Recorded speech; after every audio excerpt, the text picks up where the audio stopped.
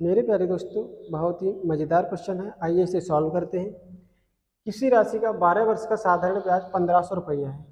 प्रत्येक 4 वर्ष बाद मूल मूलधन में 10% और 20% की क्या हो जाती है, वृद्धि हो जाती है। तो पूरे 12 वर्ष का साधारण ब्याज कितना होगा? अब पूरे 12 वर्ष का साधारण ब्याज कितना होगा? तो आइए मेरे प्यारे दोस्तों, इसे मैं पहले आसानी से शब्दों में ट्रिक द्वारा सॉल्व कर देता हूँ। देखो कैसे।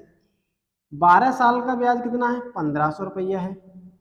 अगर मैं पूछूं 4 साल का ब्याज कितना होगा, इसी हिसाब से तो 4 साल का कैसे निकालेंगे? 1200 को अगर आप 1500 को अगर आप 12 से भाग दे देंगे तो ये निकल के आएगा एक साल का। आएगा कि नहीं आएगा? क्योंकि हर साल साधारण ब्याज समान मिलता है। तो 1500 को 12 से भाग देंगे, एक साल का ब्याज आएगा। और इस एक साल के ब्याज को अगर 4 से गुणा कर देंगे तो 4 साल का ब्याज हो जाएगा।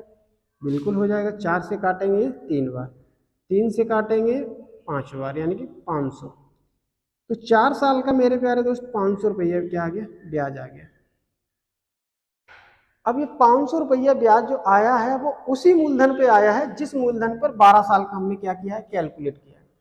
अब वो कह रहा है क्या कि हर 4 साल बाद आप मूलधन जो है उसको 4% और 10% और 20% क्या कर देना है, बढ़ा देना है। तो ये 4 साल, फिर से 4 साल और ये फिर से 4 साल, 12 साल हो गए। तो 4 साल का ब्याज तो मिला आपको 500 रुपया। अब अगले जो 4 साल हैं उस पर आपको मूलधन को 10% बढ़ा के ब्याज निकालने हैं।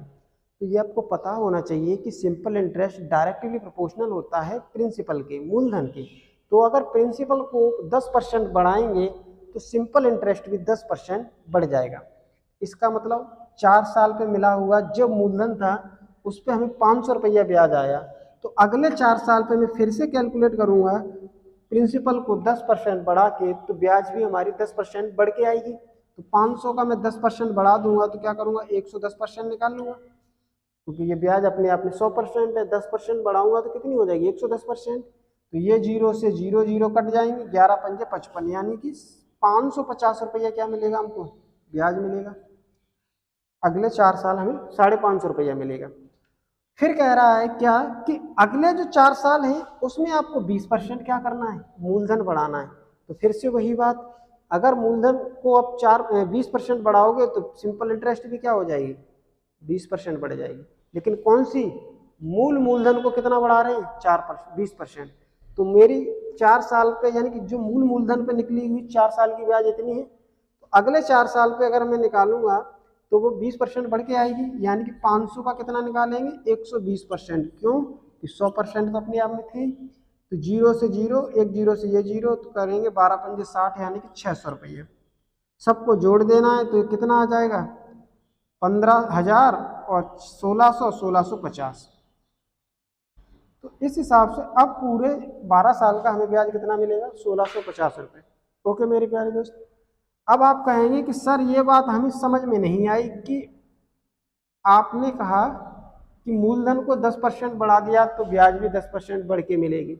इस बात को समझाओ। तो आइए मेरे प्यारे दोस्तों, देखिए ये आपका सिंपल इंटरेस्ट था और इसको मैं 1 नंबर दे देता हूँ क्योंकि पहली बार कैलकुलेट कर रहा हूँ। और मान लेता हूँ कि P1 ब्याज है, P1 मूलधन है, R ब्याज है और T समय है। इस हिसाब से मेरी ब्याज कितनी आ जाएगी, P1R T/100। अब मैं क्या कर रहा हूँ कि 10% क्या कर देता हूँ या 20% क्या कर देता हूँ, मैं 20% मूलधन बढ़ा देता हूँ। तो 20% मूलधन बढ़ाऊंगा तो मूलधन अब कितना हो जाएगा, 120% हो जाएगा। हो जाएगा कि नहीं हो जाएगा? अगर मैं मूलधन को 20% बढ़ा दिया तो 100% तो वो था ही था, और 20% बढ़ा दिया तो कितना होगा, 120%। तो इस हिसाब से अब ब्याज कितनी हो जाएगी मेरे प्यारे दोस्त, अब ब्याज हो जाएगी आपकी कितनी, यानी अगर मैं मूलधन को बढ़ाकर, यानी अब इतना मूलधन लूंगा तो ब्याज कितनी हो जाएगी। आओ देखते हैं, 120 P1/100, ठीक है। और ये R और ये T और बटे में फॉर्मूले वाला 100 भी आएगा, ठीक है। तो ये 20% मूलधन को बढ़ाने के बाद की ब्याज है, ये मूलधन से बढ़ाने से पहले की ब्याज है, ठीक है। तो इसमें पहले वाली ब्याज में, ब्याज से दूसरी वाली ब्याज को क्या कर दो, भाग दे दो। क्यों दे रहे हैं भाग, क्योंकि ये पता लगाना चाह रहे हैं कि ये जो ब्याज है ये इसका कितने गुना है।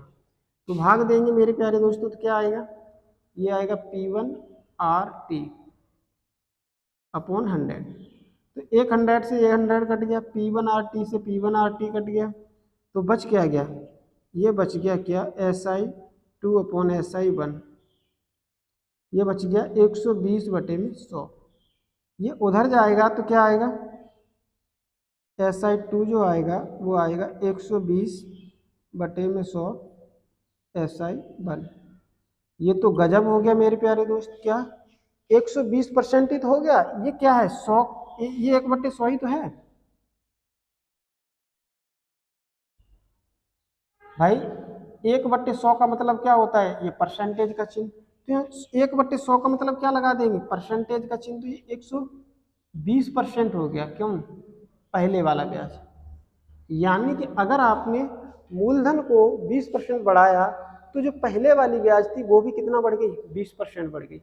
यही तो मैंने किया मेरे प्यारे दोस्त। यहाँ देखो, ये जो पहले वाली ब्याज थी ना, तो मूलधन को मैंने 10% बढ़ाया, तो पहले वाली जो जिस पे हमने, यानी ये वाली ब्याज, ये वाली ब्याज ये है, अब ये वाली ब्याज क्या है, ये वाली ब्याज ये है, ये और ये, बात समझ में आ रही, 10% और 20% बढ़ाने के बाद, यानी कि पहले वाली ब्याज में ये थी, जो भी मूलधन रहा होगा उस पे, उसको मैंने बाद 10% अगर मूलधन बढ़ा देंगे तो 10% ही मेरी क्या बढ़ जाएगी, साधारण ब्याज बढ़ जाएगी।